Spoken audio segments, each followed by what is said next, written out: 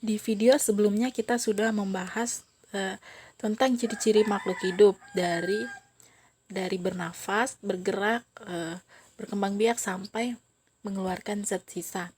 Sekarang kita akan membahas tentang pengelompokan makhluk hidup atau klasifikasi makhluk hidup. Jadi, klasifikasi makhluk hidup adalah suatu cara pengelompokan dan pengkategorian yang didasarkan pada ciri-ciri tertentu. Jadi tujuan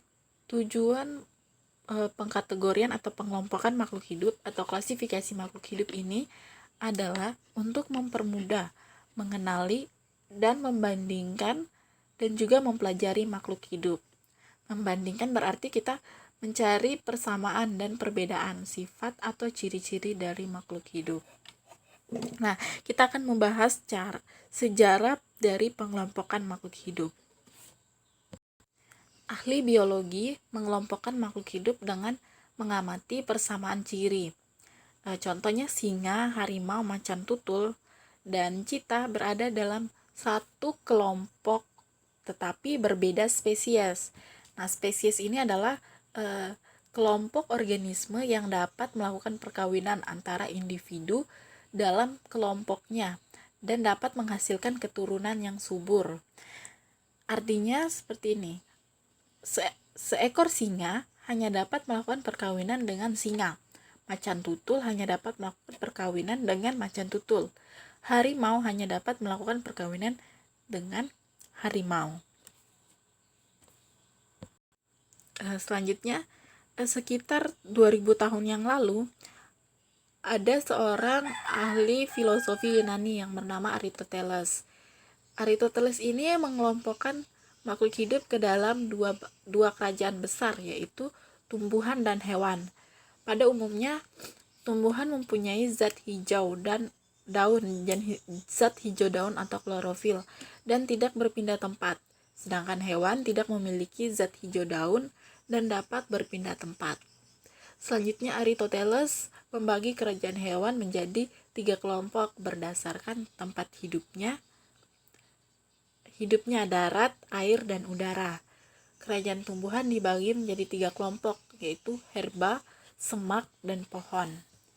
Herba yaitu tumbuhan yang kecil dan berbatang kecil. Semak yaitu tumbuhan yang tingginya sedang.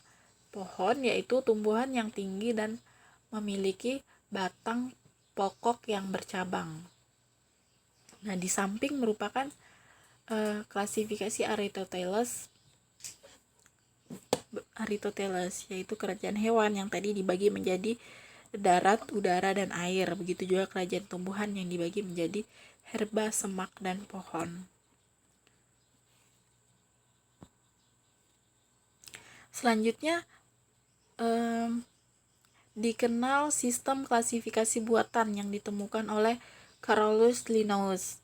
Klasifikasi tersebut berdasarkan persamaan ciri-ciri yang terdiri dari struktur atau bentuk tubuh, ukuran, warna, dan cara memperoleh makanan, dan cara berkembang biak. Sistem klasifikasi dari Carolus Linnaeus disebut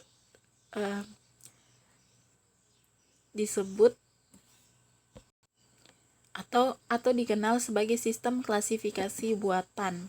Sistem klasifikasi Carolus Linnaeus ini dibagi dalam 2 kerajaan, yaitu kerajaan hewan dan kerajaan tumbuhan. Selanjutnya, sistem klasifikasi itu terdiri dari kelompok-kelompok sampai satu jenis makhluk hidup yang disebut spesies.